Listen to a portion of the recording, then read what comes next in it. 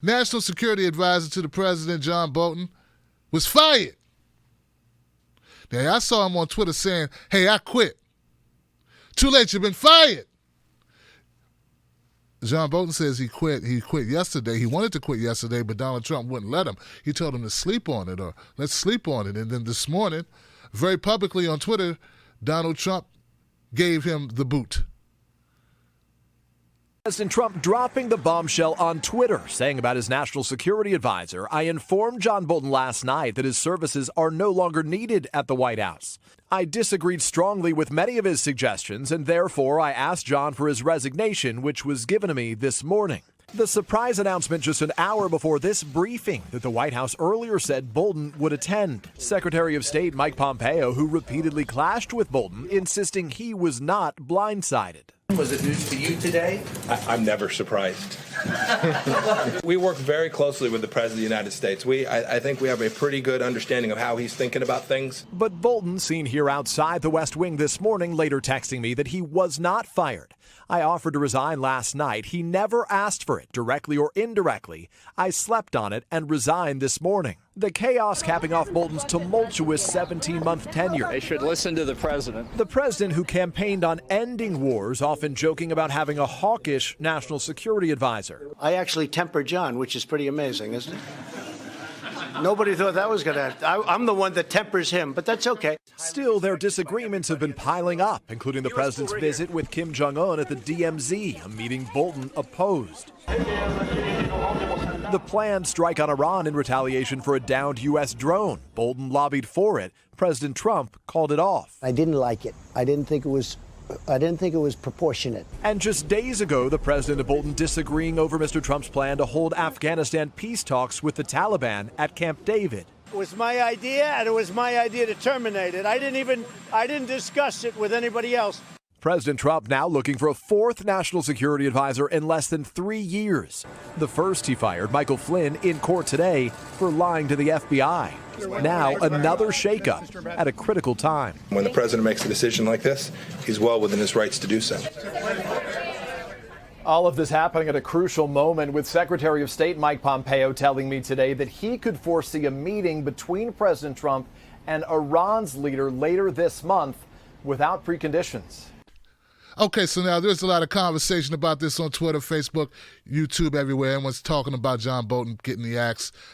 We need to make it clear that John Bolton was not well liked by a lot of people for a lot of reasons. One of them being he never met a war he didn't like. The man's been a war hawk since Vietnam. That has not changed. I mean, he called for regime change in Yemen, in Syria, in Iraq, Iran. He wanted war with North Korea. He wants to escalate tensions and incite war in Iran. The guy is a horrible piece of excrement. So, like, that should not be something that's up for dispute. I mean, unless you're somebody who thinks it's cool to bomb other countries and go to war. If that's your idea of what foreign policy should be, bombing countries, killing innocent civilians, and drone attacks that 95% of them hit unintended targets, well, then you should probably feel relieved today that John Bolton's out of there. Now, I don't want to get too ahead of myself because I have no idea who Donald Trump's going to replace John Bolton with. But make no mistake about it, I'm very excited about this. As excited as I can be, still having a moment of dread thinking, I don't expect Donald Trump to go get somebody with sense. Now, the other side of this thing is the reactions that we're getting, right? So that's how most people feel, I think, generally speaking. I don't know what ideology people have. It doesn't really matter. But I think most basically people go, hey, man, war is not good for us. They just think about them. If they just think about the idea of how much money is being spent, that part alone usually deters people like, hey, maybe we shouldn't do that. And the people that make the money is not us. It's not us citizens who make the money. It's the big corporations like Raytheon, Lockheed Martin, Northrop Grumman, other military contractors of DOD, DOE, whatever, armed forces. That's where the money goes. So most average Americans walking around are going, hey, we need to go to war. That'll really help us. Now, some people are delusional in thinking that we go to war and that somehow benefits the other countries immensely when it does not. So that's one part of it, okay? Now, the more complex part that I think we need to have a conversation about is the reaction from people on the so-called left. I don't even, people are actually making the argument that this is bad because Donald Trump makes us look unstable. Yeah, all of a sudden now they're concerned about us looking unstable. Oh no, what will Germany think? What will Yugoslavia think? What will Japan think? What will all these other countries think about us? They'll think we don't have any stability, Johnson. Like, as if you really give a shit about that. I mean, if you really cared about America looking stable, maybe you would talk to your connections at the Politico, at CNN and MSNBC, and all the other news entities that you control, Democrats, and you'd probably tell them to calm down on all the rhetoric about Donald Trump. Maybe you make a phone call to Jimmy Kimmel and Stephen Colbert and all your other late-night comedians who you've given the eye wink to trash Donald Trump every day. I mean, come on, let's stop acting like you really care about us looking bad. As a country, you're saying, well, Donald Trump's make us look unstable. You've been calling Donald Trump unstable since day one. And I'm not saying he hasn't given you some, reason to do it. But we all know, well, a lot of us know who watch the Tim Black Show, know you're doing it for political purposes, Johnson. We know you could go another way. We know this benefits you. We know he's a fundraising mechanism. People in the media, we understand why you do it. Got to get the dollars. Yeah, going to be counting up a lot of dollars. So I think it's hypocritical, the height of hypocrisy, to all of a sudden feign as if, oh no, we look bad because Donald Trump has changed, and that's National Security Advisor. This is his third one. Yeah. Was it, third. So, yeah, get that out the way. Get that out of here. Now, there are some people who are saying, yay, Donald Trump. He's doing the right thing, man. I told you Trump was smart. I told you Trump don't like wars. Listen, I tend to agree with you that it's highly possible Donald Trump's not interested in war, but he is interested in money. And since wars make money, I think he may, if pushed, go that direction. Now, look, I don't know what a business guy like Donald Trump, a guy who was hanging out at strip clubs or whatever he was doing, on his gold toilet seats with his gold squatty potty, chilling, before all of this happened, running The Apprentice on NBC. I don't know what he wants to do. I never really saw him as a regime change kind of guy.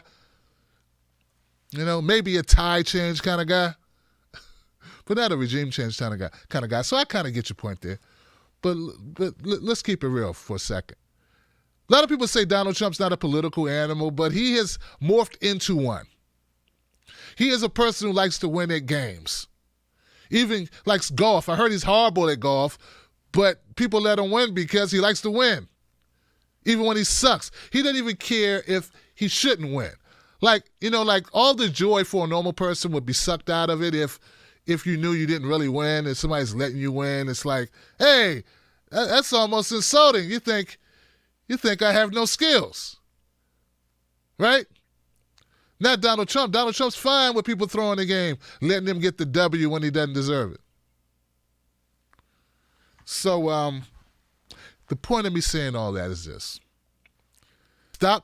Stop worshiping Donald Trump. Stop elevating Donald Trump as if what he did today was somehow a moment of clarity, Lee Camp, a moment of clarity, a moment of him striking back for the people and living up to his campaign promise.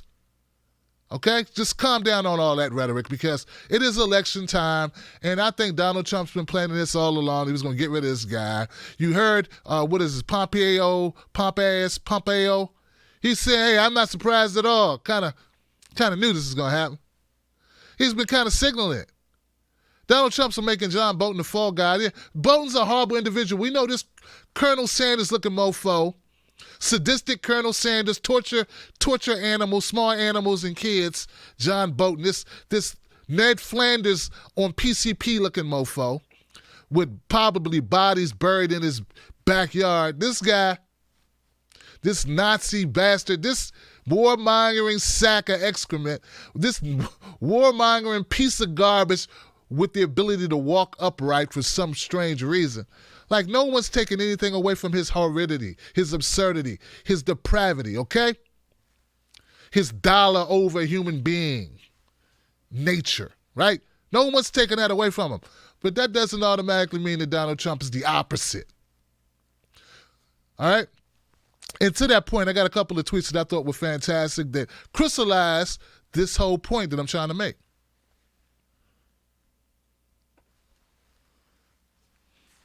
The first one is by Katie. My friend Caitlin Johnstone, she says, I'm very impressed with Trump's brilliant strategy or strategic 4D chess maneuver of firing a bloodthirsty PNAC neocon 17 months after hiring that same bloodthirsty PNAC neocon. Yeah. See what she's trying to say there, Johnson? It's pretty clear. Remember when people didn't like Hillary Clinton, they said she was the queen of triangulation? I was against it before I was for it, Johnson, so therefore I can't be wrong. Because I was against it, then I was for it. I was on both sides of the same issue. I was like that scene in Get Us or Let Us or Be Us. You know, that movie that the guy Jordan Peele did that wasn't really that good? It was nothing like his first one, Get Out. When they went in the room, there was a bunch of mirrors and the kid was on both sides, on all the sides. You're in a fun house and you got the glass. You know what I'm saying? So you see yourself, your reflection, you're everywhere. Well, that was Hillary Clinton, and no one liked that type of person. The person who had a private voice or, and then a public stance, a public face, a private face, a two-face, a pale face, all these faces. A face on, a face off. No one liked it because, like, who are you?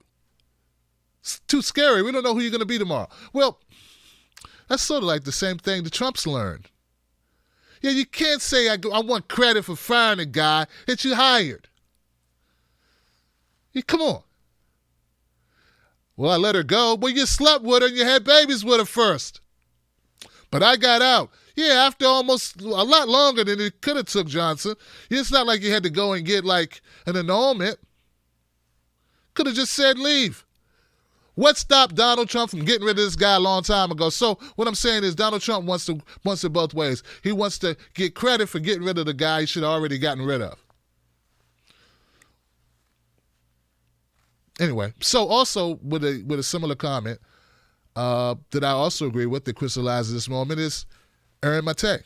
Aaron said, as the rest of the world breathes a sigh of relief that an unhinged warmonger is ousted from Trump cabinet, the Democratic leadership laments the chaos and disarray caused by more personnel changes, arguably the lamest politicians in history.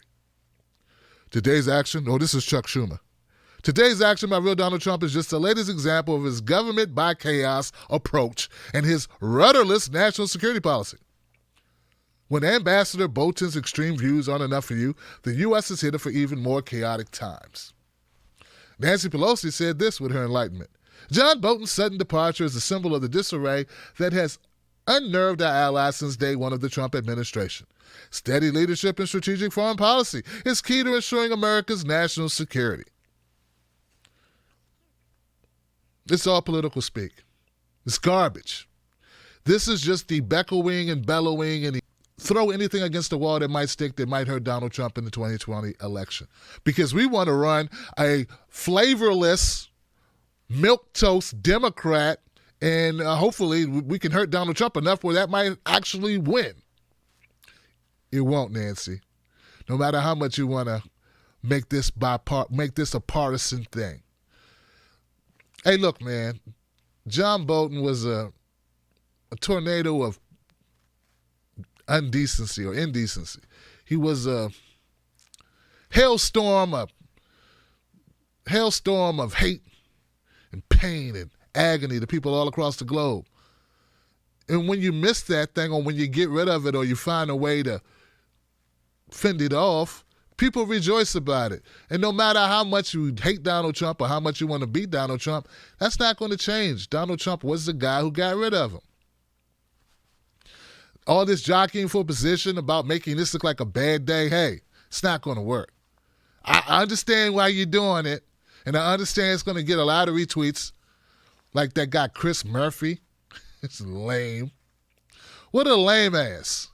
He got a lot of retweets saying, well, this makes America look like we have no aim, like we have no true vision of. Shut up. Hey, look, man. It's like America had an incurable disease that we found a cure for. Turns out it wasn't incurable, it was readily available. An antidote for it was right there the whole time. It's one that you've heard before. It's called You're Fired. He's gone. Now, what's bad is there's just another one right on the horizon. Because this game that Donald Trump's playing, where he pretends to not be as bad as he doesn't care to be or whatever, he's going to keep playing that game because it's been working for him. And this is why he needs somebody that can beat him. All right. But I'm still happy about it because this guy was horrible, Johnson.